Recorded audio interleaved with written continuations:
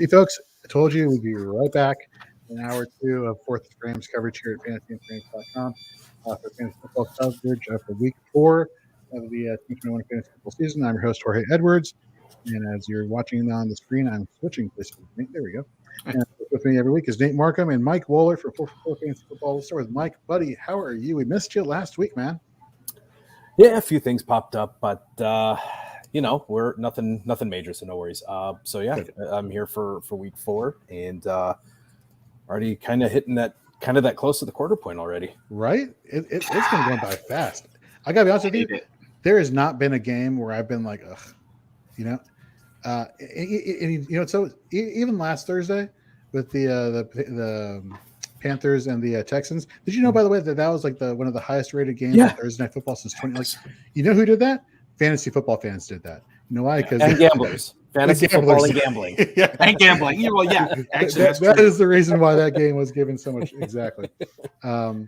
So as we do every week here at Fourth and Frames IDP edition, we go over basically the rundown how we did last episode on offense. We go over relevant news and injuries. We give you some prime matchups for the week. We go into our flex off segment, which we're basically telling you about players that we're really confident in you playing this week, outside maybe some of the bigger names in IDP circles. That we give you our underperformers that we think are not going to do so hot this week.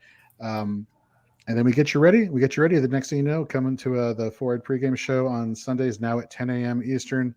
And we'll get you ready for all those matchups on offense and defense, as well as check out all of our articles and rankings over at fantasyandframes.com and check out all of Mike's work over at 4for4 Fantasy Football or 4for4.com today. And so let's get into some news, relevant IDP news. Inside linebacker Jamie Collins, they tried to trade him. The Lions were like, you know what, we're trying to get something for you. And the other teams were like, we're not falling for that. And so the Lions just straight up released him. And now he's a free agent. In the past 2 of 3 seasons, he's had over 100 tackles. He's basically he's really good. I don't know if that's an understatement or not, but he basically has a penchant for making plays on the ball, whether it's forcing fumbles, getting those fumble recoveries, interceptions, tackles. Like he has that like Swiss Army knife capability in his game. You look at IDP 1-2-3 scoring the past 3 seasons, going back to 2018, excuse me.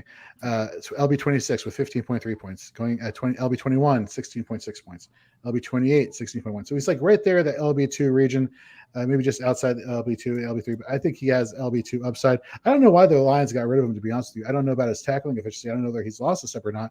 But at the end of the day, he was getting the volume there. I don't know if he's picked up by some other team, whether or not he's going to get that same opportunity in terms of like snap percentage to be as high as it was in Detroit. Let's start with you, Mike. What are your thoughts there on Jamie Collins? Do you think wherever he lands, is he one of those guys that you can safely just keep on your roster, keep on your bench, or and plug him back in wherever he goes? Or is it going to be kind of like a little bit of a drop off, what you were expecting? Well, I guess it all depends on where he goes. I know no matter what free agent hits the market, everybody always seems to say New England. So, familiarity with this, obviously familiarity with Belichick and the whole system, and has actually been one of the few linebackers that has actually like played significant amounts and not fluctuated on a weekly basis. So, maybe Detroit. I also saw New York bantered about with the Giants. So that's also a possibility. Losing Blake Martinez, that hurt, by the way. Seeing that happen over the it's a season killer. Yeah. That's essentially your Christian McCaffrey. Yeah. Lost for the season. As I look at my dynasty IDP roster that I'm in a league in with Nate, and I'm like, I only got 76 points this week. Oh, God, that's fantastic. We got James back from hour number 1, just asking for a trade question. AB and Gibson for Saquon. You know what? The way the receiving options for the Giants are getting banged up left and right, I don't know. I kind of like that idea. So in the previous question, Mike, it was Gibson and Jalen Waddle for Saquon, and I would hit that first one. Same too, but it sounds like he's being the person who he was offered. He offered Waddle, and they said no, make it AB, and now the sides are the weights of are leveling out just a little bit. I mean, on the surface, I don't have a problem with that as long as your receivers are, you have I'd imagine Antonio Brown might be a third or fourth wide receiver. So Right. I think you might be able to, if you're giving up Brown and Gibson for Saquon, I would do that. Yeah. I think if you're getting AB and Gibson, I might not. I think Saquon is kind of on the verge of a nice stretch. Yeah, gotcha. That's what I was saying. I earn, but so he has a lot of depth. Godwin's on his. Okay, yeah. So yeah, even better. Okay, let's get into some more news. Mike, what do you got us on CJ Henderson? That comes some news there from Jacksonville.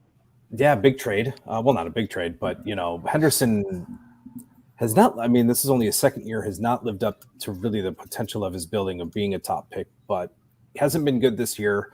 It's basically he's been targeted 6 times. He's allowed 5 catches. He's had 3 missed tackles and just has not played well. So maybe a change of scenery will do him good. I know J.C. Horn ended up on IR with a broken foot. So I don't know about you, but if I went from a winless team to an undefeated team, that's probably going to put a little bit of a spring in my step. So yeah, what about Dan Arnold though? What about poor Dan Arnold? I mean, he went to the Cardinals. He went now to a 3-0 team, and now he's like, I'm on top of the world at the tight end position in Carolina. Yeah. Nope. Now you're down in Jacksonville. Sorry. Here's a question though. He's got a good challenge though against Dallas. So I mean, he's got a first test. I mean, against those receivers with Lamb and Cooper. Right. There's the potential. No, so he already got paid. That's the one thing I was going to say. If this was an opportunity for Dan Arnold to make some money, go into Urban Meyer-led offense where he loves his tight ends, as weird as he has this strange affinity, Tim Tebow, et cetera. James O'Shaughnessy was even relevant. I thought that might be a good payday option for Dan Arnold, but he just got paid. So it's not like he's like, shit, I got all this money. Now I got to go live in Jacksonville. Sorry, Jacksonville fans. I don't know much about Jacksonville, but I'm guessing it's not the destination hotspot of Florida. I mean, I've driven through there. It's a nice downtown, but it's a decent skyline. I think it gets. I mean, it's not great. It's not bad. It's 2 hours from Disney World, so you got that. It's got that going for him. So it's like the purgatory of Florida cities, is what you're trying to tell me. Yeah, it's not bad. Much. It's not great. It's just right there. Close to Daytona. I've been all those places. So. Let's get into some injury news. One of the ones that I was really excited to, one of the players I was really hyped up about last week was Marcus Maye for the Jets. He's basically their best defender. And I think during our pre-show discussions this afternoon, it's like, let's cover Marcus Maye. I think, Mike, he was one of your prime matchup. It was mine. Oh, he was yours. Okay, yeah. Well, he's not. He was on my waiver. I mean, he was on my waiver. He was a waiver wire pickup for me this week. He was on mine. He was on mine too. That's good enough. Well, you know what? You don't need him anymore because he's out for 3 to 4 weeks. Curse. I don't even know who the backup for the Jets. Is it Ashton? Ashton Davis returned to practice, so okay, good. Okay. He should slot in hopefully. Hey, congratulations! You get to tackle Derrick Henry. Have fun. Right. You jump in. It's gonna be something there. Let's see. We got any other news? Let's go to injuries. Of course, Nate. Let's talk about Blake Martinez and the fallout from that in the Giants. I mean, you guys said it exactly. It's a season killer. If you're listening to this, chances are you play IDP to the point where you can correlate IDP relevancy to offense. And like Mike said, it's the CMC. This is Derrick Henry. This is Zeke. This is everybody. This is your top 5 pick at the position that is. I don't want to say the most valuable, but it realistically is. It's your anchor. And you lose a solid LB1 with that LB1 overall upside, or I don't want to call it upside. I want to call the top 5 at his position floor is gone. Tay Crowder's not going to be a viable fill-in to give you the numbers. He's going to be viable as like a waiver wire pickup, which I have him in the waiver wire article because he's going to see snaps. He saw all the snaps when Blake Martinez went out, and they're going to be in a position where I think they're going to be trailing, so the other team's probably going to run a little bit more and give him some tackle volume. But no, it sucks. It's a gut shot to not only IDP owners but to poor Giants fans. So I guess my question is, Crowder came on in relief of Martinez and actually was wearing the green dot, so he was a signal caller for the rest of that game.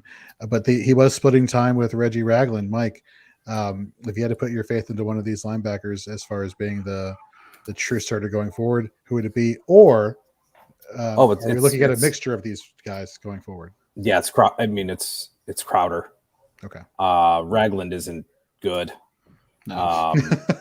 And I watched him not here. good. He's bad. He's not good. He flamed out in Buffalo, and I think he flamed out in Kansas. He hasn't been good. And I know there may be some talk with Jabril Peppers moving up, maybe closer to the line of scrimmage, because he's not really good in coverage. So they might mask some of that coverage liability. So I would be surprised to see him playing maybe up more in the slot or opposite Crowder. But as of right now, it's Crowder. I think the big thing to look at is to see if they bring in anybody for workouts. So obviously we mentioned Jamie Collins. So, I mean, that could be something, but if they bring in anybody for workouts, that's probably going to let you know what they think. Good call. Over in Cincinnati, in the Queen City, I think it's called Cincinnati, the Queen City. Jesse Bates, safety, goes down. Look, heading into the season, a lot of us in the community were really high on the safety tandem for Von Bell and Jesse Bates. As far as an IDP tandem there in fantasy football, like they're very underrated, but they shouldn't be because they're always like in the top 10 in fantasy points per game average, regardless of scoring setting, I want to say. So he played last week, but he aggravated his neck injury. He aggravated a neck injury and will not be playing this week. In replacement, is it going to be Brandon Wilson? I think is the backup for Jesse Bates. No. No, I wouldn't. You know what? Someone asked me who the backup was, and I'm like, I think it's Brandon Wilson, but no.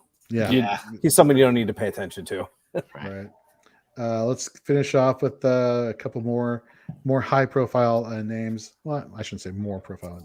A couple high profile names and a couple others. Mike, who do you got for us? Jayon Brown. I think he suffered a bit of a setback with his hamstring. I know he was set to return. He was downgraded to questionable, but still ended up playing. But I think he only played 10 snaps. David Long played the majority again. I think he's playing almost better than Brown. He doesn't run like he's running in mud.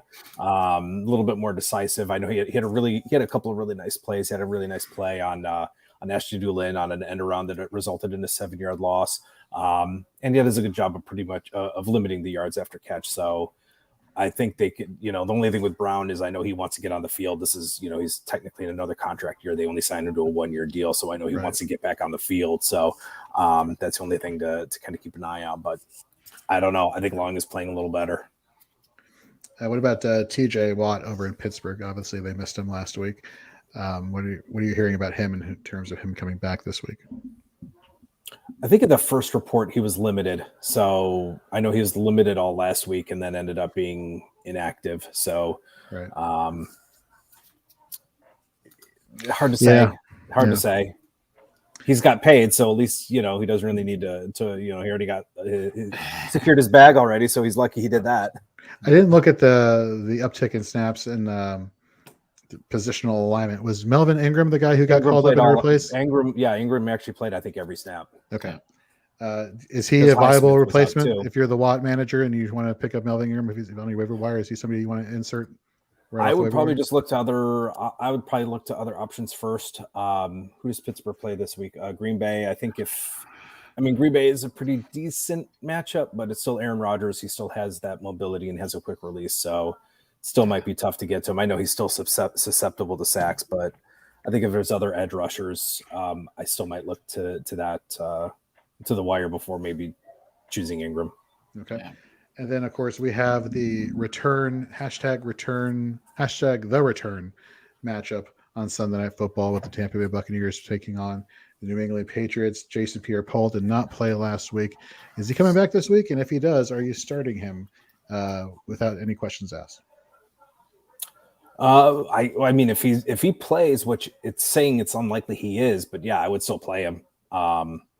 So I think with if he doesn't play, it looks like Joe Tryon will probably get another audition. The rookie. Yeah, low pass efficiency rush, but had a pretty decent win rate. But I think he matches up on Isaiah Wynn's side of the field. So Wynn is a little bit tougher matchup from pass protection, pretty solid pass protection. All right. All right, let's go into our prime matchups of the week, players that we are really excited about.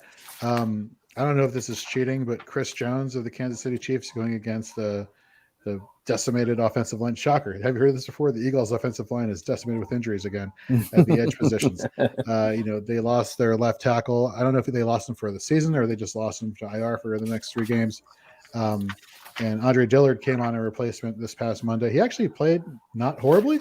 I don't know if you should expect that week in and week out. But Chris Jones has been lining up basically on the left edge, 58 snaps on the season. He's basically playing on the edge perimeter along the defensive line. Has not played or has rarely played interior defensive lineman, which is where he's transitioning from heading into this year. Steve Spagnuolo going against this Eagles team that just got rocked by the Dallas Cowboys on Monday Night Football. I could see Chris Jones having a really good game this week.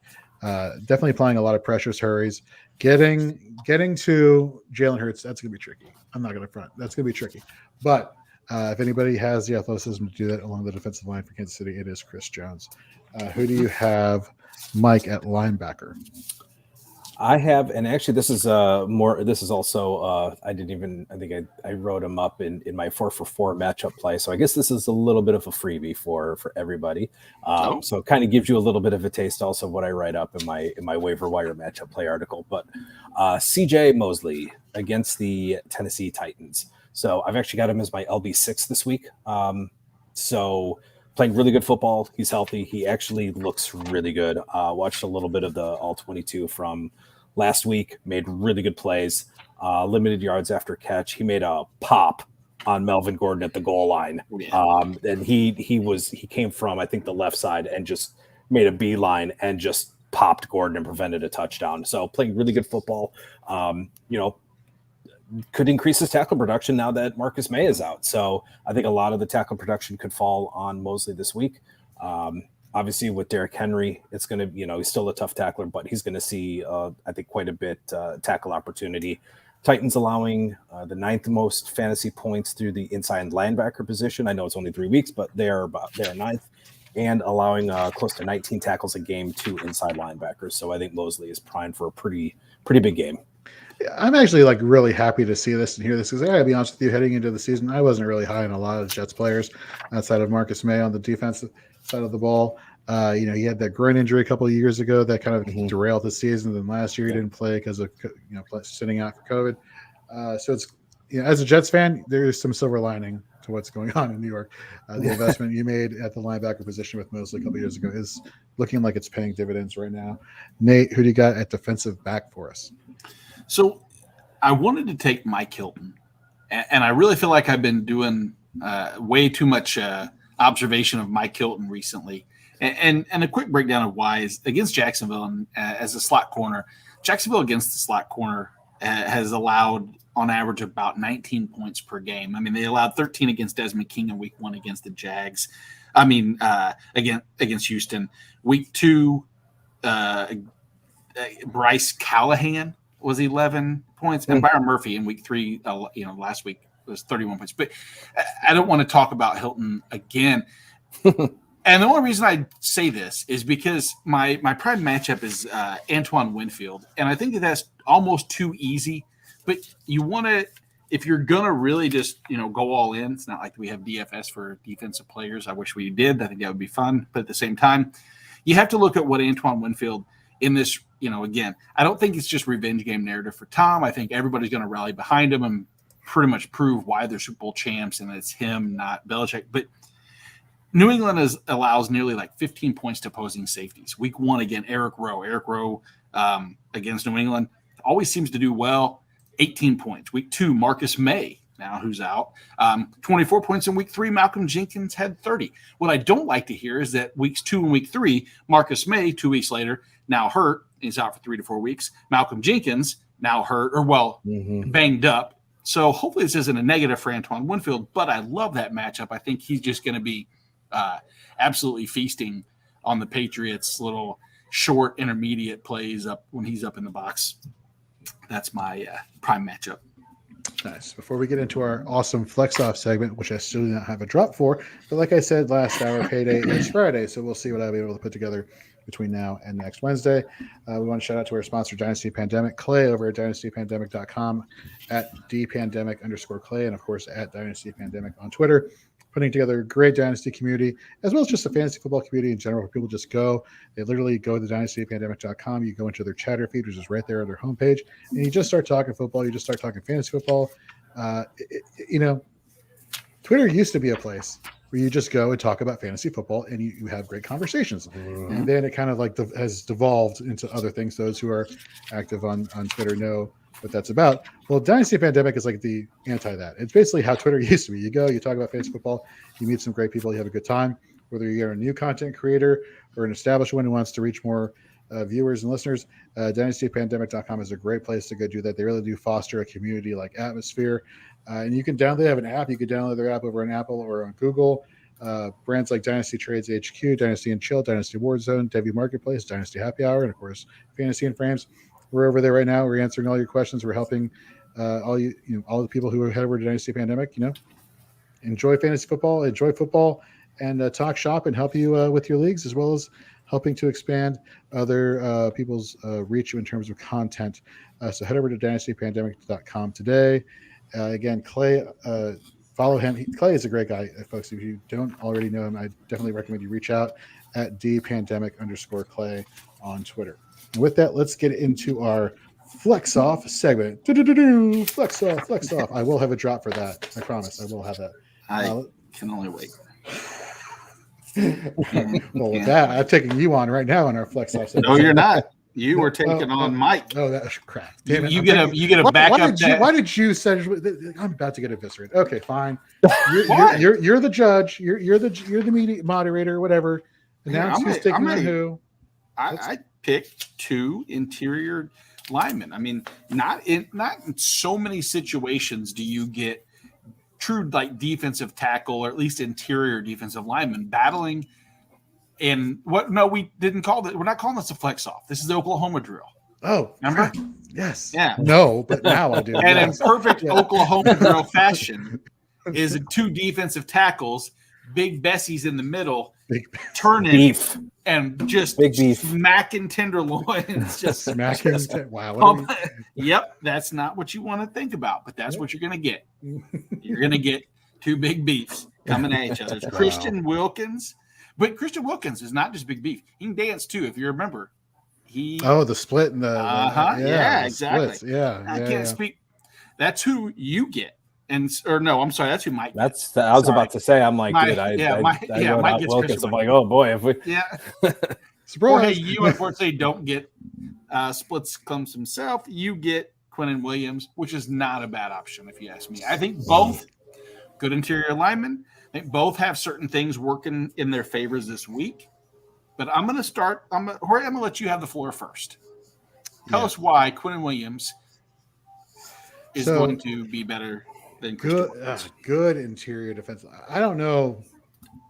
If I'm not ready to jump on the hill and say Quinn Williams is a great interior defensive line. You're making your case. Really I know, right? Jeez, man. I'm trying to start with the negative and then work my way. But my job today is not to convince you that Quinn Williams is a great option. I'm trying to tell you why he's a better option than Christian Wilkins. Okay. And so we look at here on the season. He's played Quinn Williams, that is, for the New York Jets, has played a majority of his snaps at right defensive tackle. Last week, he finally got on the board with sacks, had 1.5 sacks with 20 IDP 1-2-3 scoring fantasy points. He had a win percentage of 17.2%, which was the interior defensive lineman 15 on the season. Tennessee. Now here's where things go great for Quinn Williams. It's who he's playing against, Tennessee Titans. They've allowed on the season the 8th most pressures to opposing defenses. They rank 25th in pass blocking efficiency. The right and left guards, Nate Davis and Roger Saffold, for the Titans offensive line, are some of the worst rated pass blocking interior guards in all of football, according to Pro Football Focus. Now you combine that with the fact that we're looking at potentially no Julio Jones this week, no AJ Brown this week. This spells to me like a Derrick Henry up the middle game, where does Derrick Henry like to run a majority of the time? Right between the A gap and B gap. He's literally an up the field guy. Hey, what do you know? Quinn Williams, that's where he resides. So when you talk about like a combination of like, or a perfect storm of circumstances to like jump somebody into fantasy relevance, I can definitely see Quinn Williams having another solid outing this week, given this matchup. Maybe not season long, but for this matchup this week against the Titans and what should be a very one-dimensional offense for Tennessee, Quinn Williams could definitely be a good defensive interior lineman for you. Hey, I love the case being made. Mike, your rebuttal on why Christian Wilkins is a better option than Quinn Williams. So with Christian Wilkins, first of all, someone his size should be able to move the way he does. Sometimes he is borderline unblockable. He's a beast up front. I think Flores really likes putting him around using stunts, rub-offs.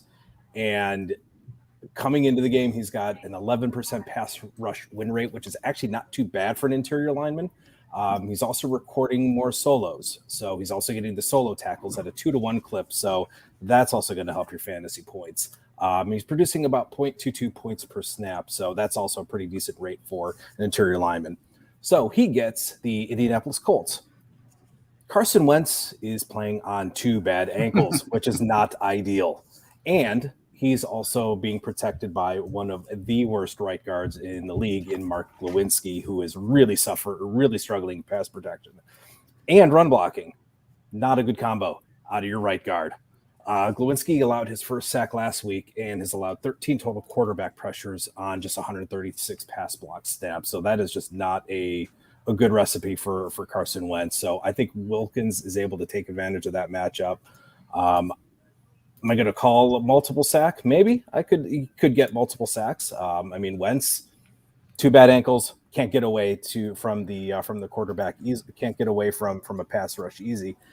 And if your quarterback has 2 bad ankles, wouldn't you think I'm going to give it to Jonathan Taylor a little bit more? No, we're going to have you drop back and throw the ball almost 40 times. So we're really going to hang you out to dry. So unless that changes, I don't know. Christian Wilkins, I think, and that whole defensive line, I think, is in for a pretty good game. I got to be honest with you, Mike. You had me at guys like him shouldn't move that good, and this is look at this. Well, you don't, that is have some pride, Jorge. You don't know what way I'm going to go. Well, I'm just saying, like he's very flexible for a guy his size. That's all I was bringing to that attention. I'm sorry. I found that dance. That's actually one of the things in last year. After week one last year against New England, Christian Wilkins had, I believe, multiple sacks and a huge game. He didn't do much after that, and that brought attention to me. I was like, ooh, I think this guy might actually be something to pay attention to. Oh, LeBron's asking a question. Or yes, LeBron James's alias is Zero Destroyer on YouTube. Whatever. Thank you, LeBron. What up, guys? Should I trade Michael to Williams for Michael Thomas? I'm in a redraft, or let's assume it's a redraft. I don't care. Even in Dynasty, I wouldn't do it. You're not riding on the performance that Mike Williams has had so far this year. He would be trading Mike Williams to get Michael Thomas. Oh, sorry, I read that backwards. Don't. Yeah, no, I'm not giving up Mike Williams. Yeah, don't. If you have Tyreek, Keenan, Thielen, CD, Lockett, why return for a receiver? Why don't try to trade Mike Williams for a running back? Yeah. If you probably need a running back, I would think, with those receivers. Hell, I would tell you right now, I'd probably try to trade Thielen or any one of those receivers and try to get an elite running back over because I think Mike Williams won't return an RB1. Carson, Zeke, and Jacobs is who he has at running back. So I would 100% upgrade over Jacobs or Carson. Not that I don't like Carson. I like Carson a lot. But, man, you might be able to do Carson and, one of your receivers and get, like Saquon, someone we were talking about earlier who's on the rise. Yep. Ooh, that's exciting. I wish I had those options to trade. That makes me want to go trade some of these people now. Right. All right. So now that we've given you enough time to forget what Mike was just saying with the segues, So you're welcome. You're welcome, LeBron. You're welcome, LeBron. I still don't like the Lakers, but whatever. So the one thing I haven't forgotten, unfortunately, is that after divvying up, and I will go on full disclosure, I'm the one that gave both players to you. There was nothing behind it. News came out that Quentin Nelson also has a sprained ankle. So we have now 4 sprained ankles across that offensive line and quarterback. Not a good sign for interior and outside edge rushers, because Manny Agba is going to be able to do his work, and you're going to have to try to slide over. So unfortunately, Jorge, rest your head high. The only reason that you're going to know that I'm going to admit to is that I'm choosing Christian Wilkins and Mike is because of Quentin Nelson. The only reason that you're going to know right now is that I'm going to admit to is that reason right there. But a ribbon is a ribbon, and Mike gets the number 1. You get the runner-up right now. So fantastic. Well, everybody gets a trophy. Jorge gets some revenge because he's now moderating the next one. So that's okay. Revenge. Addiction. I acknowledge the loss. Congratulations, Mike.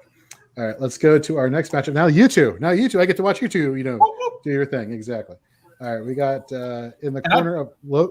I'm going to say, if you follow Mike Wooler at Mike_Wooler, you will see on one of his tweets that he happens to think that there's a certain linebacker that's going to be in his potential top 10 or ranked really high.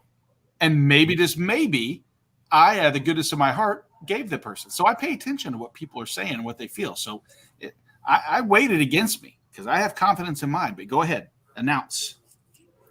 So am I going first? Yeah, hold on. So we got Nate in the corner of Logan Wilson. All right. And Mike in the corner of Kenny Young. Mike, take it away. So I'm not going to lie. I was kind of hoping to get Wolverine, Mr. Logan, but I will gladly take Kenny Young. And yes, I do have Kenny Young in my top 10. First of all, any linebacker that is playing behind Aaron Donald is really going to have a whole lot of success. I looked at Kenny Young's sack from last week, and basically it's the Aaron Donald effect. 3 guys were teaming up on Aaron Donald, and he was just left alone, or Gio Bernard was just basically left alone to block Kenny Young. So the Aaron Donald effect, I do believe, is real, and Young is making definitely his share of plays. And what's also adding to his upside is the pass rush snaps. Season high 10 pass rush snaps in week 3. So if that type of usage continues, not only does he have tackle upside, not only does he have big play upside for interceptions, now you're adding in the sack upside with Aaron Donald occupying 2 or 3 blockers. So he has definitely improved his play. I want to definitely see him clean up some of his misses. He had a few missed tackles, so he's definitely going to need to clean up the misses against Kyler Murray and company. But Young recording a 13.5% tackle rate.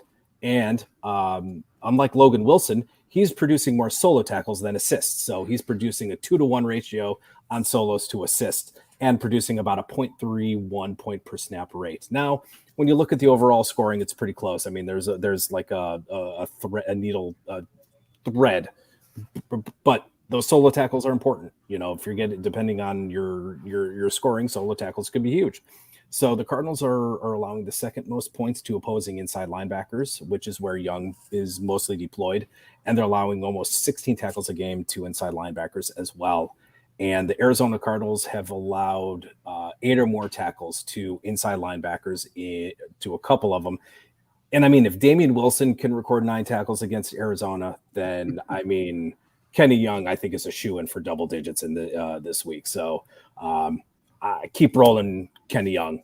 Keep riding the Kenny Young train until these wheels fall off. Or he gets ejected for gently grazing an official like he did in week 2. So dumb. It was dumb. It was, I do admit that was dumb. What is not dumb, luckily, is missing tackles. And as Mike pointed to, Kenny Young does happen to get out of position and miss the tackle occasionally.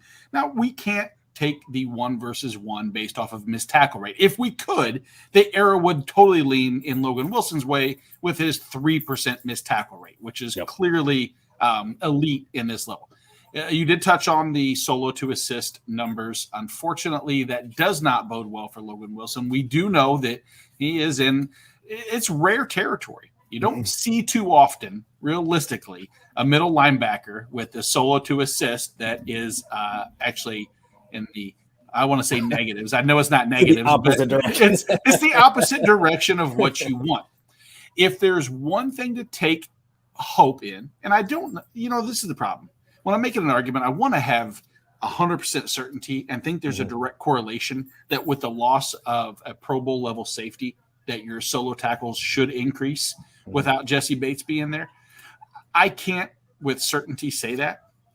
But with certainty, what I can say is that against the Jacksonville offense that has been more than generous to opposing middle linebackers to the point of week 1, going against Christian Kirksey in Houston, allowing 27 total IDP 1, 2, 3 points. And in week 3 last week against Jordan Hicks and the Arizona Cardinals, allowing 32 fantasy points. I see Logan Wilson in a prime position to deliver very similar point totals. I don't know if the interceptions are going to keep up. I don't know if he's going to maintain an interception a game ratio, or if he does, obviously that probably set records, and that would be awesome. And I would be very happy because I've been on Logan Wilson since before the season, and I want to keep the train going.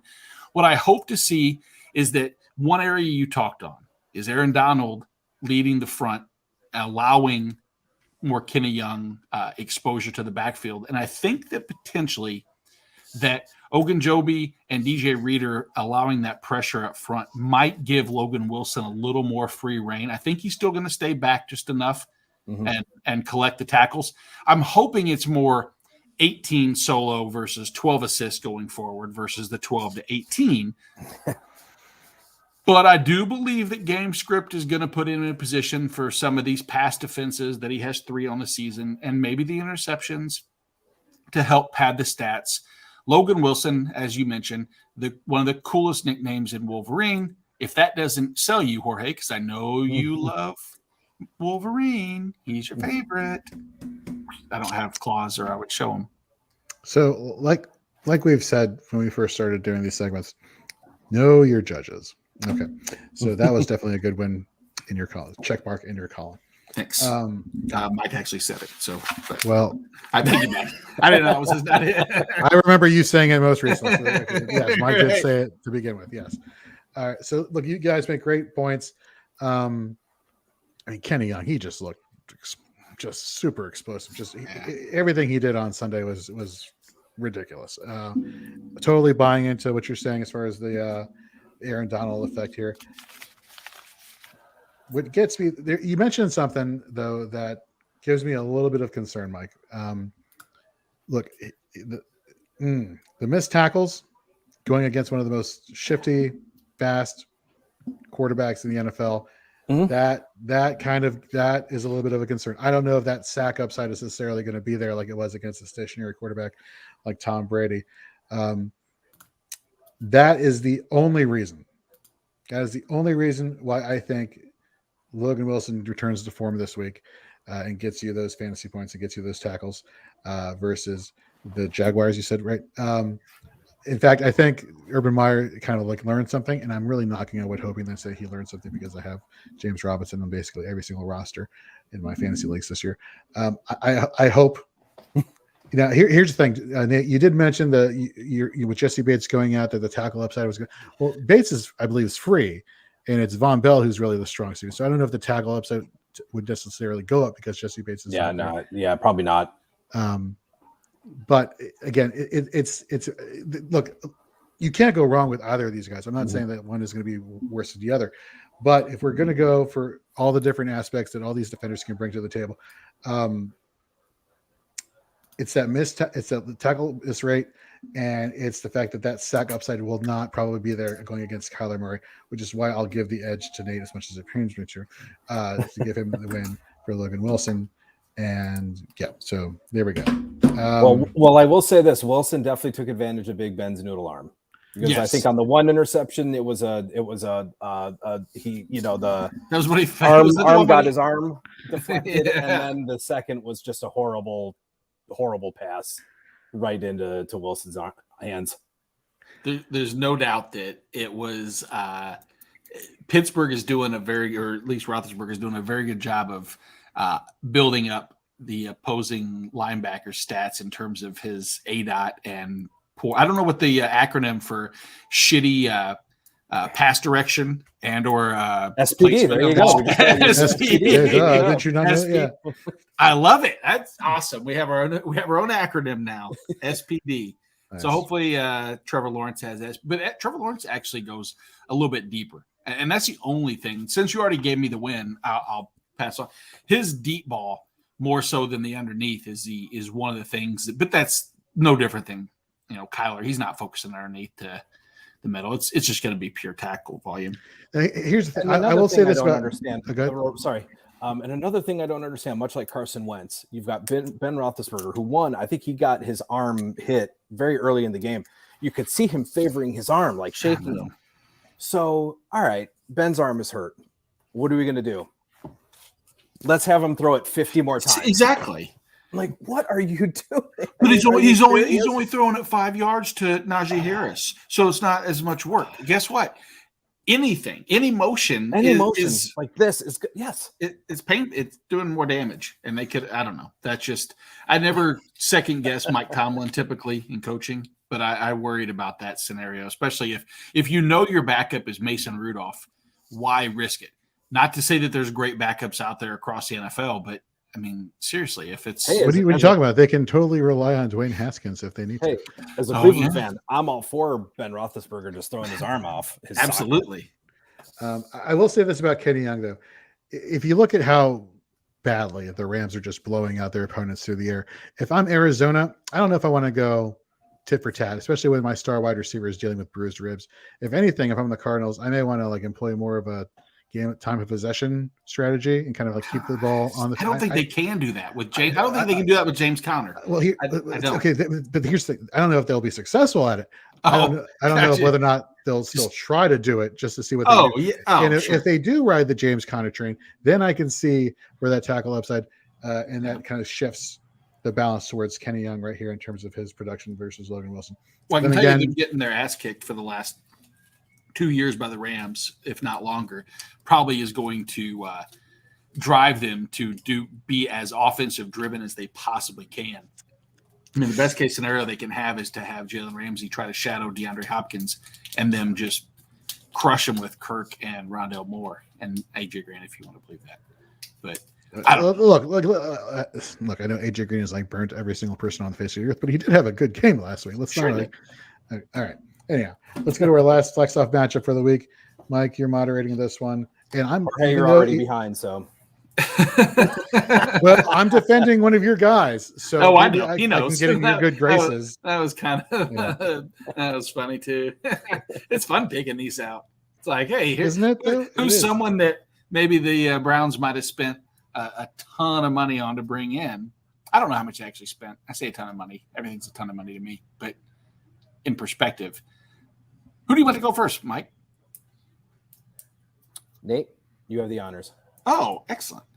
I have the fortunate/unfortunate direction of representing a person who last year was one of my breakout players, and this isn't pat Nate on the back moment, but I do want to be very happy that one of my, from my alma mater, from SIU Carbondale, Jeremy Chin, came in last year and lit the IDP world ablaze.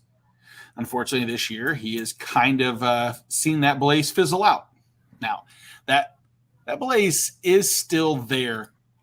It's ready to burst.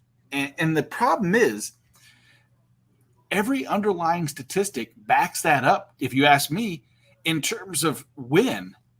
And unfortunately, win is the question. So what are those numbers? Well, look at total pressures amongst all safeties in the NFL. He's number 1 in 5 total pressures. He's also number 1 in total QB hits in the NFL with 3. Now, that is not translated into a sack. The laws of, I believe, positive regression will work in his favor, and that will eventually turn into it. Now, he is actually, if there were fantasy points that were given because pressures and total hurries led to interceptions by other people on his team, he would have an additional X points, whatever that made-up stat would be. He would have earned that because his pressure over the season has turned into those points. Another positive, if you look at last year, one of the biggest knocks on Jeremy Chinn is that he had a missed tackle rate that was not exactly something to write home about, to be honest. 13.4%. This year, 8%. He's gotten better at, well, when you're not really making too many tackles, that missed tackle rate can be inflated, but in this case, it's not. He only has one, but that's only to 11 tackles. All of these sounds like negatives, like, oh, he hasn't done yet. He hasn't done this. He hasn't done this. But when you're trying to build a case for a safety to be in a position where they can produce, you have to look at this, everything that we've laid forward in terms of all the underlying numbers, his total alignments in the box. Guess where that ranks? Oh, of course, top 5. Look at it. Like I said, pressures, number 1, hurries, number 1, hits, number 1. All of these underlying stats give me the benefit that he's going to be in position to do Jeremy Chinn type things going forward. Matchup against Dallas. Historically speaking, there is not a lot in the favor of safeties performing against Dallas. The thing is, they haven't faced Jeremy Chinn type production yet. Jeremy Chinn's going to be a difference maker in this game. They're going to need him.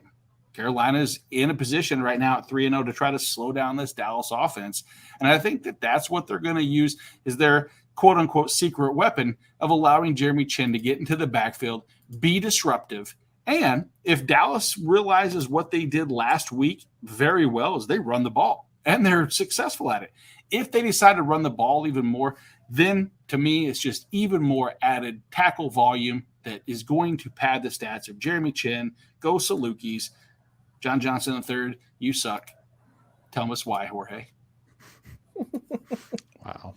So let's go back to 2019 for the Rams. John Johnson, this was like his tweener year where he kind of was jumping back and forth between free. Hey, let's go back to 2014 when Jeremy Chinn led his 8th grade team with 300 tackles, and he had 17 interceptions. Right. Anyhow, going back to then, 2019, John Johnson III, when he was with the Rams, was floating in between free and strong safety. I want to say he played the majority of that season at free. Didn't exactly have the greatest fantasy year. Wasn't really graded that highly, according to Pro Football Focus. You go back to 2020, making the transition back to strong safety. He was the 3rd best rated safety in overall, according to PFF. It had the tackle upside, was great for fantasy. Obviously, the Rams, they weren't going to invest the money now that they had Jordan Fuller and Taylor Rapp there. So he went to Cleveland. And, when I saw the signing for the Browns bringing in John Johnson III, as well as Troy Hill, cornerback from the formerly of the Los Angeles Rams, I thought to myself, this is an embarrassment of riches for the Browns. Like, they're going to totally be great on defense. John Johnson, he's going to be on a good team. They're going to be dominating. This is the tackle upside. It's going to be everything's going to be fantastic. Yay. You look at the snap percentage on the season, John Johnson III, 100% of the snaps. But here's the thing. He's playing predominantly this season at the free safety position again, going back to the level of production he had a few seasons ago. When I go on fantasy Twitter and I'm looking at stats and the name Grant Delpit keeps popping up on my feed, I'm thinking to myself, what the hell's going on? What bizarro land am I in where this is getting more coverage than John Johnson III? I'm sure from a football perspective, he's doing very well, even though I'm looking at PFF right now. He's not really graded too highly where he's being aligned, even though they spent this money to bring him in here. I thought he was going to basically pick up the same role that he had in Los Angeles, but that happens to not be the case. And free safeties in general don't necessarily translate into great fantasy producers. Here's the thing. This is why you want to be playing John Johnson this week. I don't know if he's going to be somebody you want to you may roster. And here's the thing. I say you roster him, but let's be honest. You're rostering him for name value at this point, because if we're talking about production from this point, there's no reason why you should be taking up a roster spot on your team in redraft. I'm not talking about dynasty. I'm just talking about redraft. That being said, this week, just like Quinn Williams, what I said earlier in the earlier flex off matchup, he is a product of matchup. You look at the free safeties. They're taking on the Vikings this week, the Browns it is. Look at the free safety fantasy output that they faced the previous 3 weeks of the season. Quandre Diggs, for the Seattle Seahawks at free safety, 8 fantasy points in 1-2-3 IDP 1-2-3 scoring. Week 2, 19 fantasy points against Buda Baker. Week 1, Tyrann Mathieu wasn't even playing. They had Juan Thornhill come in week 1, the Kansas City Chiefs, that is. He had a free safety, 18 fantasy points. This is like, again, one of these situations where it's like a combination of factors come into play at the right time for a player to have a pretty explosive game. Going against this Vikings defense, which is super pass heavy, I think this is John Johnson's week. But for fantasy managers, I think this is the week where you capitalize off his production and then trying to like move on and try and trade him based off of this performance this week in a redraft only. I'm not talking about dynasty. Look, I'm not gonna lie to you. It's not been pretty. Week 1, 12 fantasy points. Week 2, 6 fantasy points. Week 3, 1 fantasy point. Like this is the week for him to go off. And if you're going to bank on upside, this is the week for John Johnson versus Jeremy Chinn. No, there's no doubt. The reason these two were matched up is the ceiling. We thought the floor was elevated for both, and we've seen both taken out from underneath us. And I know disappointment hits Mike at home with Cleveland, and Jeremy Chinn hits disappointment with me and being just a big fan of his game. So it was a tough one, buddy. Who's disappointed? Browns are 2-1. There's no disappointment here. We whitewashed the Bears. We should be 3-0. Should have beat the Chiefs. But anyway, tomorrow I'm not in for moral victory. So. Oh no, I forgot about the Chiefs one. I hate those Chiefs. They're stupid. So anyway, screen off. I take my job as moderator very seriously. Right down the middle. Literally, it's right down the middle. Yeah. Right. So I kind of go by I guess you could say, an around the horn type of. We could do around the frames. We could do around the frames. So did around the frames. I got to tell you, Nate had a little bit more of a compelling argument for Jeremy Chinn over John Johnson, just because I kind of know how John Johnson's being played. We'll see what happens from a fantasy standpoint. I give the edge to Nate on this. You know what? And I gotta be honest with you. You had a really, and you know what? You made a good argument. You had a really uphill climb with John Johnson. No, just because the fantasy production has been. It was my grading and scoring was very close. So before Nate sent the rundown this afternoon, I had in my bust of the week John Johnson the third, and then I see like, oh, you're defending him this week. I'm like, oh, is that what I'm doing? Fantastic. Well, congratulations, Nate. Congratulations, Mike, this week on your flex off. And speaking of bust of the week, let's just get that out of the way now. And of course, when I say bust, I mean somebody who we're planning on underperforming. Maybe not somebody that we're totally writing off altogether, but somebody that we're definitely thinking is going to underperform. I'll go first. Linebacker Eric Wilson. He's been playing pretty well this year, coming over from the Minnesota Vikings, where he had a great year last year. Coverage is his game. That's his thing. If the Chiefs actually threw to Clyde Edwards-Helaire, I would be more optimistic about Wilson's productivity in the passing game, or defending against the pass, I should say. That's not the case. I look at the Travis Kelce matchups. I'm more concerned about the safety for Kansas City than I am the outside linebacker for Philadelphia. So give me Eric Wilson. He's going to underperform for you this week. Mike, who do you got? My bust of the week, and pretty much maybe even the rest of the season, is Landon Roberts of the Dolphins. So last week he had just as many tackles in week 3 as he had all season, and most of his points were aided by a pick 6. So he appeared in only 57% of the snaps. Big plays like that aren't sustainable. So don't go chasing box scores. And a little known fact, that was actually going to be the original title of TLC's song, Don't Go Chasing Waterfalls, until they changed it to that. So that kind of worked out for TLC. But that's awesome. Don't go chasing box scores. He was aided by the big play. Landon Roberts, don't go. If someone else grabs him on the waiver wire, don't feel bad and just kind of laugh. So Landon Roberts is my bust of the week.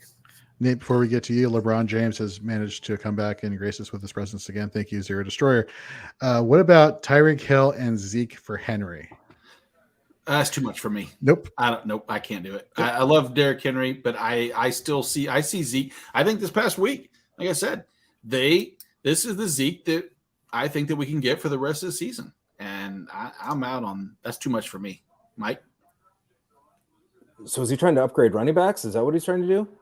I think so. Yeah. Yeah, I think at this point now you may be trying to make a trade just to make a trade. Yeah, I'm not giving up Tyreek Hill. Yep. All right, Nate, who is your IDP underperformer / bust of the week? It is not a bust for the rest of the season, a la Landon Roberts, but it is for this particular week, and that is with Hassan Reddick. I think that the matchup, even though Reddick and Brian Burns are doing a good distribution of lining up left and right, they're rotating back and forth. I feel like if there's a matchup to exploit is the non-Tyron Smith side with Brian Burns. I think that's your better win rate percentage, and I think Hassan Reddick is disruptive enough.